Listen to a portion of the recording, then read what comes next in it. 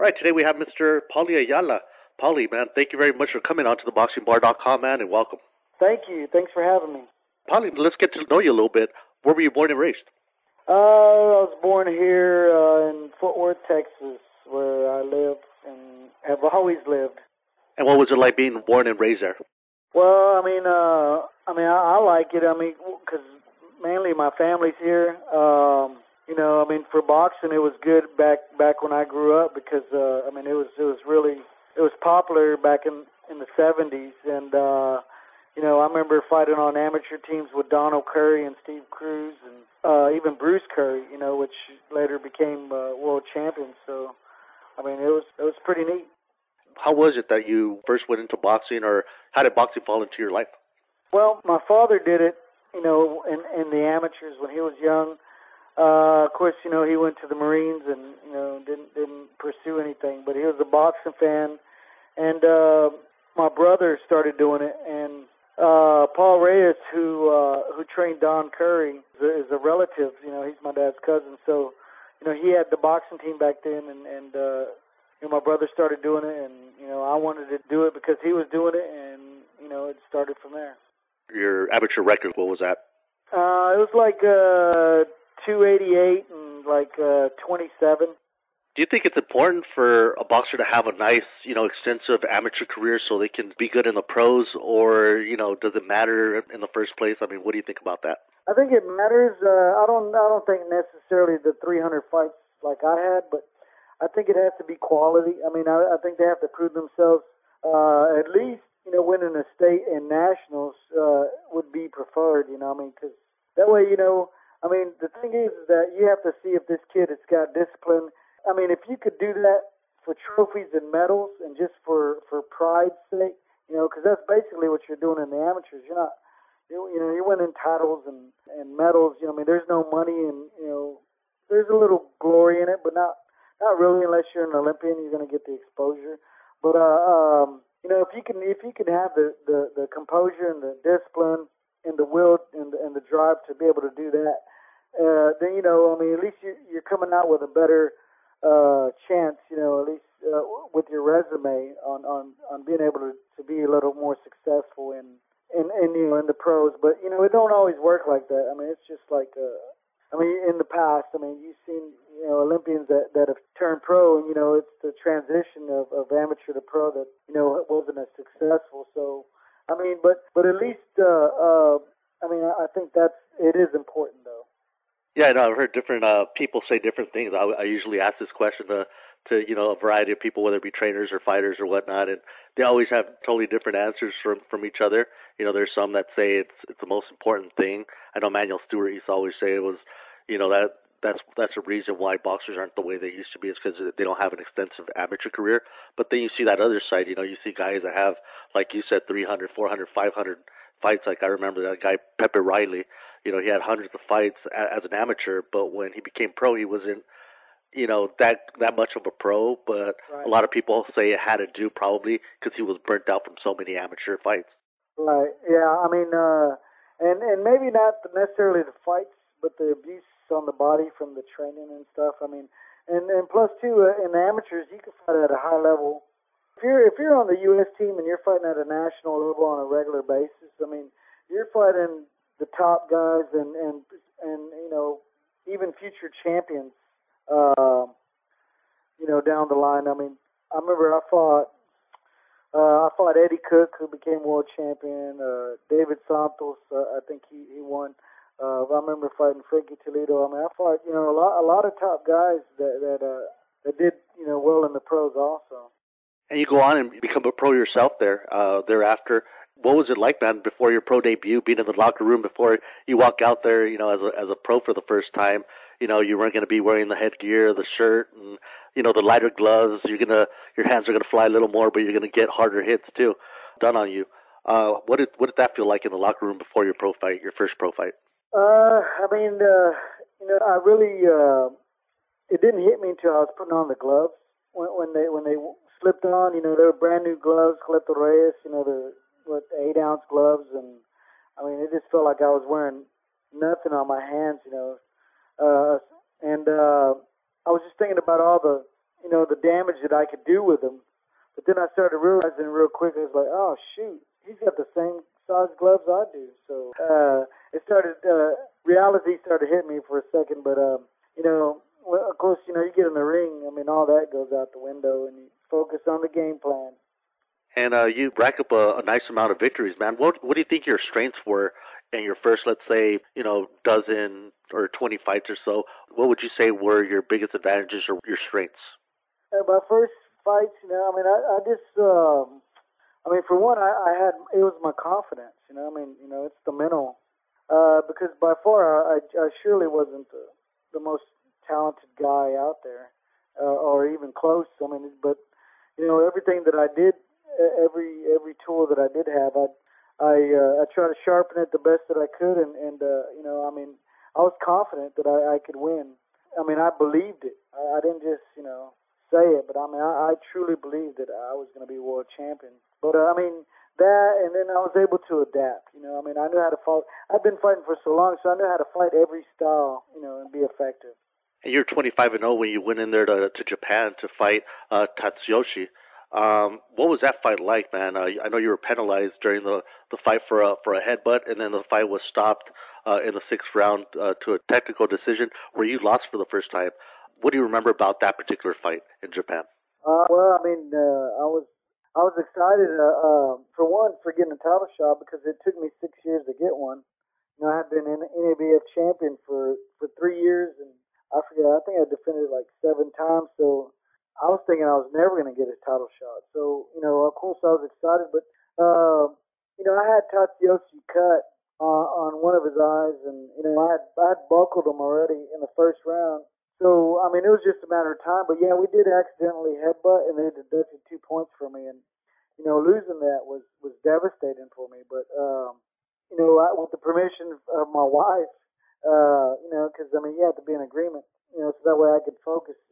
I asked her how she felt about the fight, because I was confident that I had won the fight, had it pursued. And she told me the same. So I just asked her, if she'd mind if I keep, continue fighting, because I still had a lot of fight left in me, and I wasn't even confident I was going to get another title shot. But she allowed me to keep fighting, man, and let me get it out of my system. And after that fight, you win a few fights. Then you fight a guy that we all know, of course, maybe the Loca, Johnny Tapia. What was it like for you to hear that news that you were going to fight the WBA world champion now, Johnny Tapia? What was that news for you like? Of course, that was super exciting because, I didn't have to wait 6 years. It took me 6 months. And so, 6 months from when I heard it. And, I had watched Johnny when he first started, so I was excited. It was a chance to become champion, and it was a chance to fight one of the best champions out there. And it was a great fight. While you guys were fighting, how did it feel being in there to fight, somebody like that? What do you remember about his style, the way he was, the way he fought? Was he a strong fighter, elusive, and all that stuff? What was it like fighting Johnny Tapia? Really, I don't think it was really a problem. But up until the 10th, 11th, and 12th, he really, he picked up his energy, his strength. His speed. He knew how to dig deep. And that's what that fight really showed me is how the will overcomes the skill and everything else too. I was just I wanted to win better than I was hurting and fatigued. That was something I wanted to do more than anything. So, but yeah, that's definitely. It was an honor. This guy's going to be a Hall of Famer. Unfortunately, what happened to him last year. He's not going to get to see that, but just to have that opportunity to fight him and be the first one to ever beat him, whether it be controversial in other people's eyes, I knew in my eyes that I had beat him. And was there animosity between the both of you before, during, or after that particular fight? Was there something that you guys might have had against each other, whether it been you or him or both of you guys? I don't. Of course, there was nothing personal. How about that? It was just about wanting to be champion. He knew I wanted that title, and he he had been in that position before, where the hungry challenger once wanted his title, and I mean, I think that's basically what it was all about. I mean, I didn't see, even if it appeared personal, it really, to me, that's what it was about. And the following year, he gets a rematch with you, and you again beat him by decision. Both fights, I think, it seemed like the crowd was divided on who they thought. Some thought, you won. Some thought he won. I think it was just one of those style fights, like the Marquez fights against Pacquiao. Some people thought Marquez won all of them. Some people thought Pacquiao won all of them, except the last one, of course. But, it did seem like you guys had contrasting styles, so it depended on, who the person was judging that fight or both of your fights. What do you remember about the second fight and getting that second victory over him? Actually, making the second fight was harder than the first fight because I had to make all the concessions to even make that fight happen. And, I mean, I had to give him a bigger purse than I got. I had to walk out before me, to announce his name before me, or after me, excuse me. So, I mean, I made a lot of concessions just to make that fight, but that's how confident I knew I beat him the first fight, because I was willing to give whatever it took, just so that way I could prove. It didn't matter how close the fight was. That's just how confident I was that I could do it again. And yeah, I think the second one was even probably closer than the first one. But regardless, I felt that I had won. He seemed to be very ticked off after he lost a decision there that second time. And he just pretty much walked out of the ring, pissed off. Did you guys ever talk after that, or were you guys friends after that, or did you ever even see each other, again after that? Actually, for a few years, he was pretty upset with everything with our history together, and it went to, I think it was '04. We started talking again, and he actually came down from one of my fights as a guest. So yeah, I mean, we definitely made up. It just, I mean, it was just, I mean, when it's a bad experience and you're not used to losing, and you feel that you've won. I mean, he took it personal, I guess. But regardless, yeah, we did make up. That's great to hear, Paulie. Funeral, I went to pay my condolences to Teresa, because if it wasn't for Johnny, I never would have got. I don't think I ever would have had another shot, or I would have even been able to accomplish anything that I have. But if it wasn't for Johnny, as far as the post world championship experience. How did you find out, and how did you feel when you heard the news last year when he passed away? Oh man, it was terrible. Terrible news. As soon as I heard it, I called my wife, and I was at the gym, and she when I had talked to her, I was like, did you hear? Somebody had called me that evening, and so immediately, we started finding out what the funeral arrangements were, and we started making our arrangements to go to attend that. I just again, I felt an obligation, because if it wasn't for Johnny, I never would have had a shot. I believe I never would have had a shot to accomplishing what I have, and so again, we became friends again. I mean, we made up, and which is rare in boxing. I mean, I'm not sure everybody's buddy that fights, but we had a mutual respect, and we did keep in touch. And during you guys' two fights there, you had got awarded with Ring Magazine Fighter of the Year. When you get honored like that, what does it do for you personally and professionally? Oh, to get acknowledged by your peers like that, I mean, obviously, it feels great. I mean, you get the world title, but you get the cake, but then, you get the icing on it. And then, so whatever award you get, and you're competing against all your peers, and you look at all the great fighters that were out there fighting, it's nothing but an honor. And actually, I found the cassette. I recorded that on video. I think it was on a Spanish telecast. And Lupe Contreras, actually, who I had on a few weeks back, gave you that belt in the ring, or made the announcement there when they handed you that title there. And I actually posted it on YouTube late last year, I believe.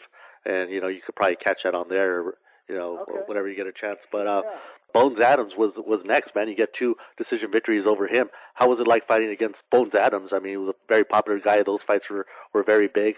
What do you remember about fighting Bones Adams?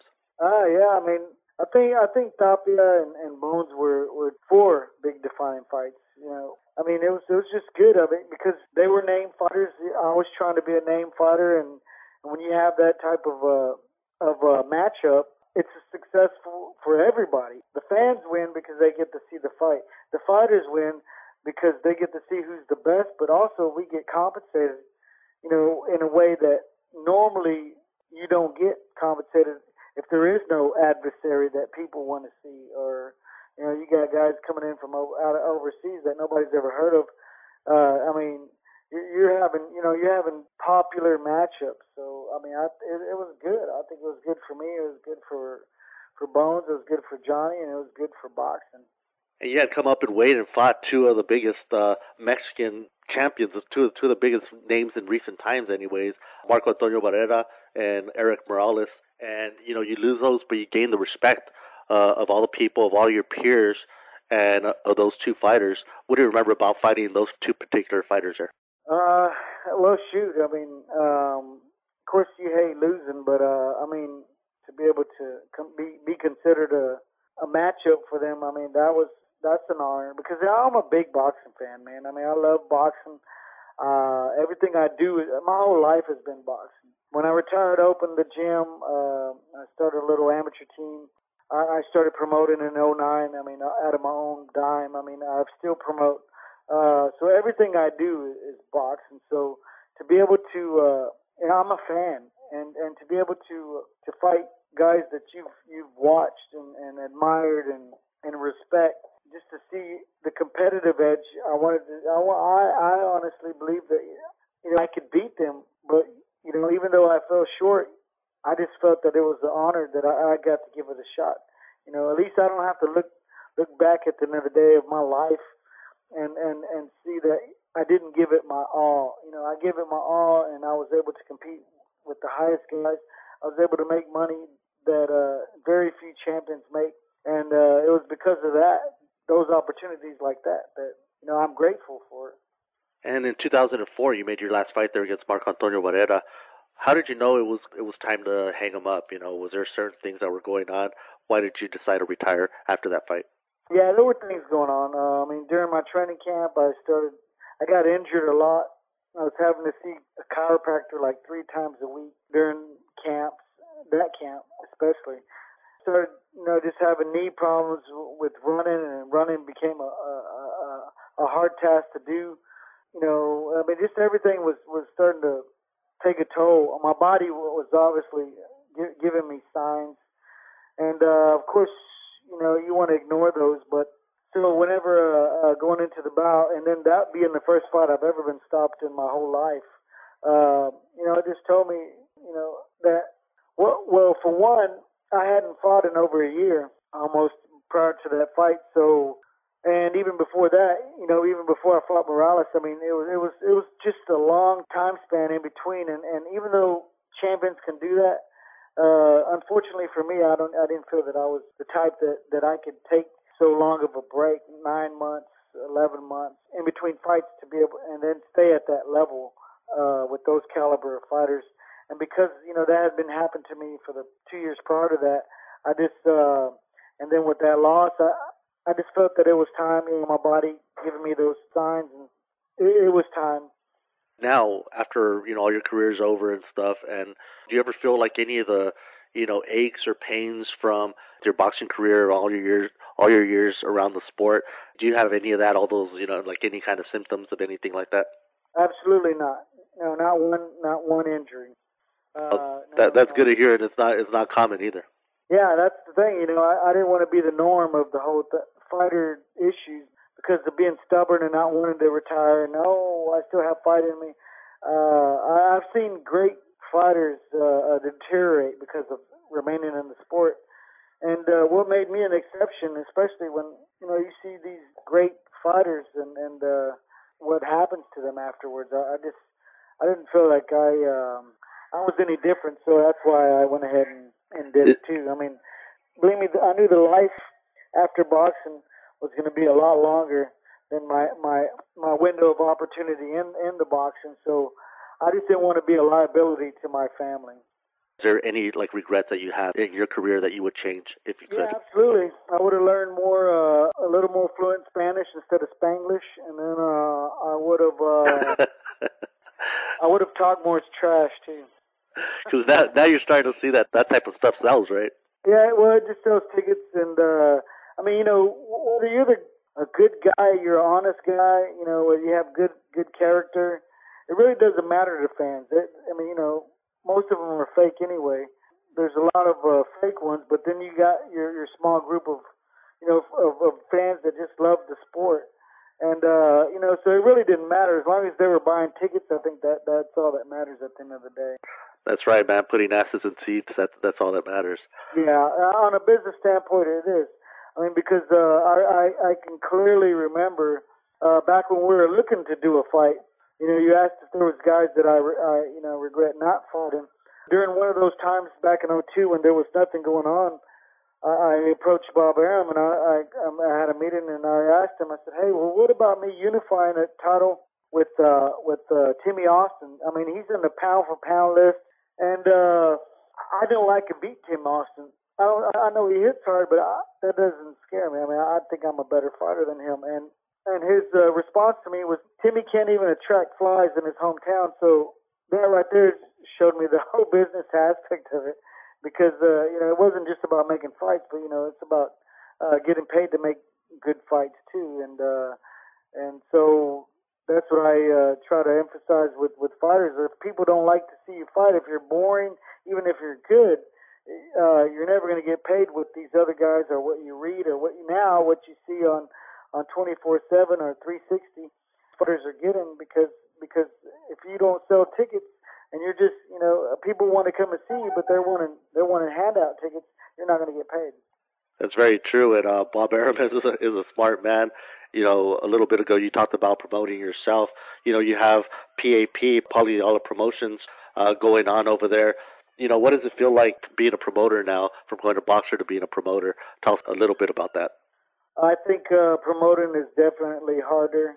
It's extremely hard because you have so many different variables, and this isn't like this sport isn't like a league or organization where everybody comes together and tries to put things for the better of the sport. I mean, to each his own. Everybody's on their own. It's based on good old boy relationships, and even in spite of what I've accomplished in the ring, it means absolutely nothing as a promoter. So, and even though, I mean, you could say Golden Boy crossed over well, but I mean, you look at the big picture. How many ex-fighters actually come into promoting? I mean, you got guys that are fighting and putting their banner promotions as they fight, but literally throwing fights and being successful. I mean, the ratio is so few and far between, because it is so difficult to break through on this side of the aspect, and which I mean, as far as my experience, I just think I know I can do, and I'm willing to hustle the way I did as a fighter, and that's why I've been able to succeed for so long as a promoter, because it is, like I said, it is so difficult, especially with today's fighters. They're not the same.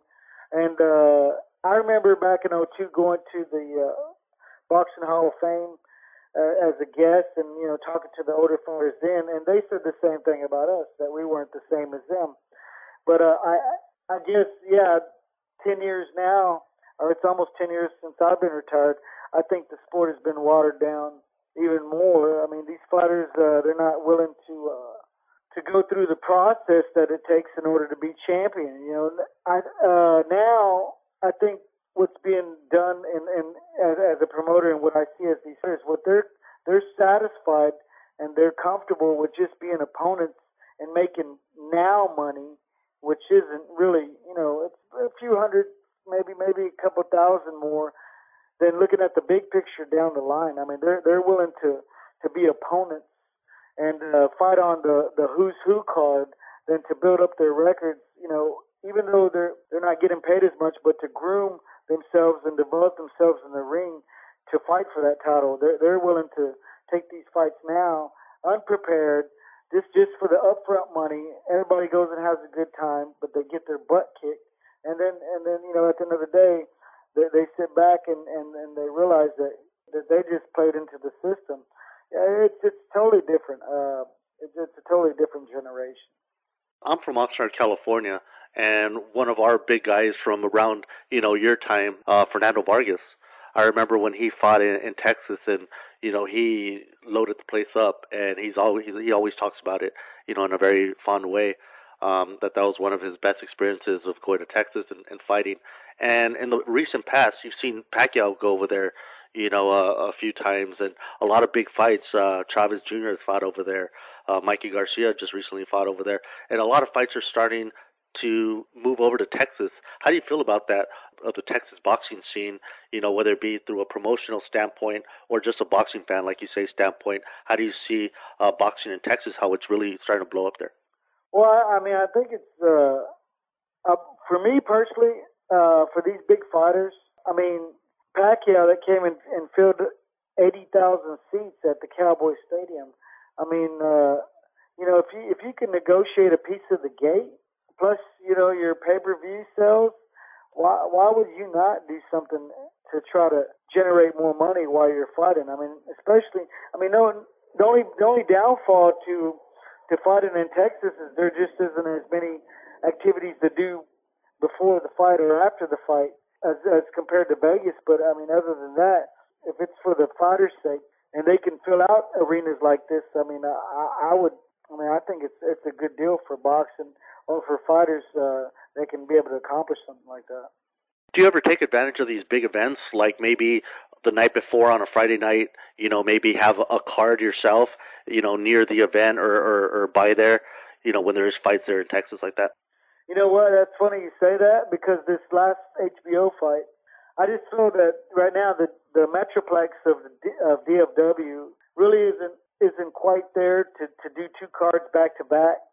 And because, again, my overhead, it costs the same whether I have TV help or not. I mean, it's expensive overhead to do small shows, and I didn't want to risk people just going to the HBO fight and the Mikey Garcia fight or the Top Rank fight or the Foreman and Sons fight. There were all those titles that they could throw on there that I was going to get, Mark Cuban or the American Airlines. I'd throw these small fights. So, and I think it would have worked if I would have been able to get some top-ranked fighters on my card, to kind of complement to be like a pre-fight entertainment for the next night. That would have worked out, but I wasn't able to get any cooperation from anything. So, but I think San Antonio. I mean, I think Leja and Bata and Golden Boy. I think they're all working together, and I think they're making. I think it would be a better situation out there just because of that. But right now, I just don't think Dallas-Fort Worth is quite ready because San Antonio only has the San Antonio Spurs. I mean, Dallas-Fort Worth, we have the Rangers, the Stars, the Mavericks, the Cowboys.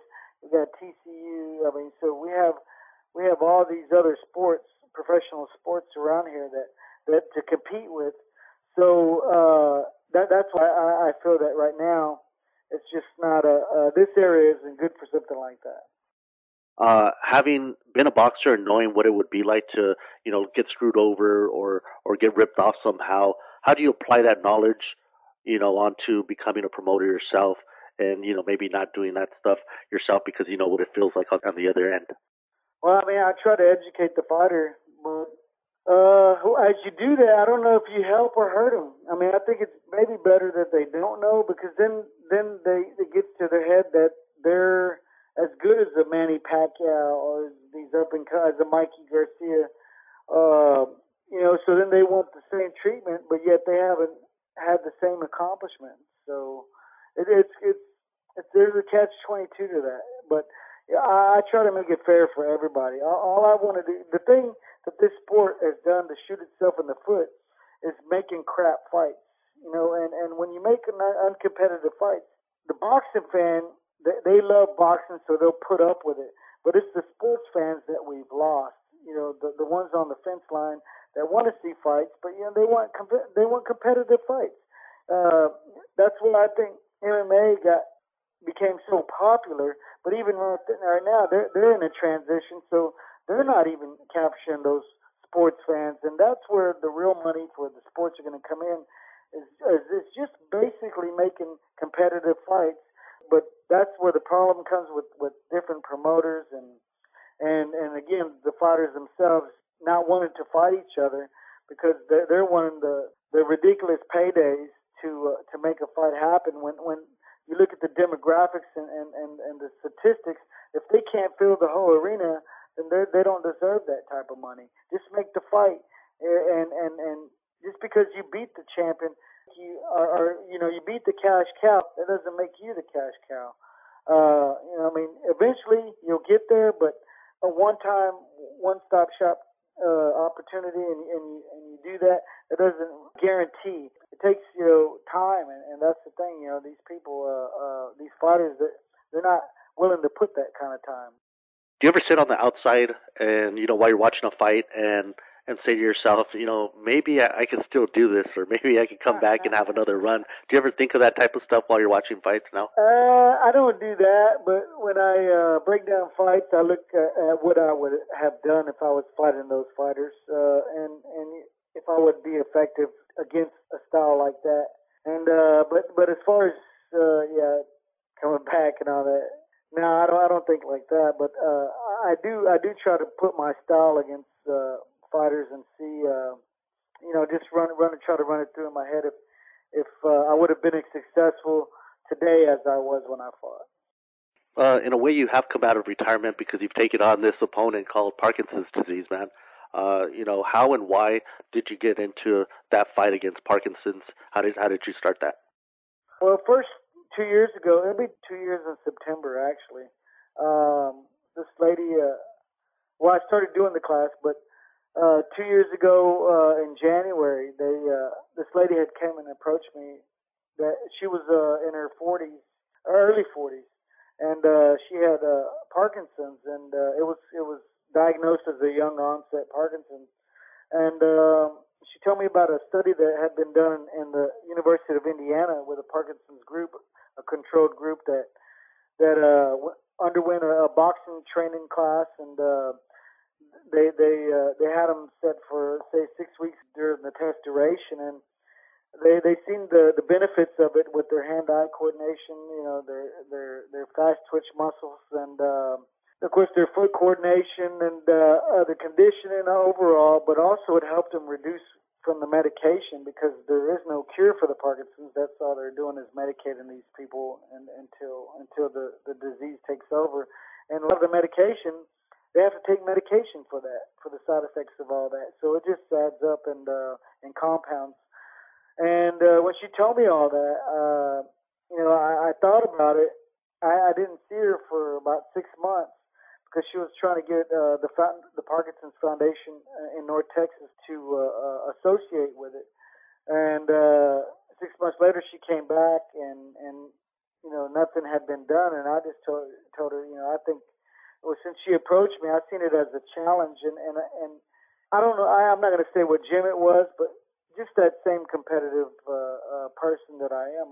That's the thing. I wanted to come out with a lot of fight left and to do whatever it was that God has me to do. So, and in this case, in defeating and battling this Parkinson, I'm going to try to do the best job, better than anybody has done or is doing, to help fight this. So that's why I felt it as a challenge, and I accepted the challenge, and that's how I got it started.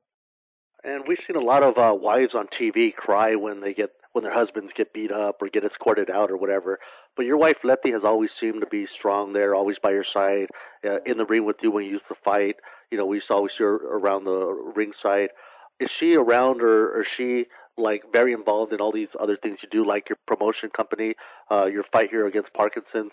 Is she a part of your everyday operations? Absolutely. She's my partner in everything that I do. We've worked together for many years now, and so yeah, she's definitely around, and she helps me. She's the one who helps me organize all this. And now that your pro career is over with, and you're on to your new ventures. After all is said and done, Paulie, how do you want people, and what I call the three big F's, your family, your friends, your fans, how do you want them to remember Paulie Ayala? Um, somebody who gave his best, who of course, gave them everything, who loved them unconditionally, and who gave back to the community. And hopefully, one of these organizations that I have, hopefully they'll continue in a legacy. So even after I'm gone, it'll be something that'll continue to keep giving. And not that you're going anywhere, because you're going to be around for another 100 years, my man. Paulie, thank you very much for coming out to the boxingbar.com, man. And hopefully, down the line, or, we could go ahead and chat and talk boxing, absolutely. man. Absolutely. No problem. Anytime. That's all like I said, boxing's my life, and I'll be here. Thank you very much, Paulie, and good luck to you on everything, man. All right. Appreciate it. Thank you.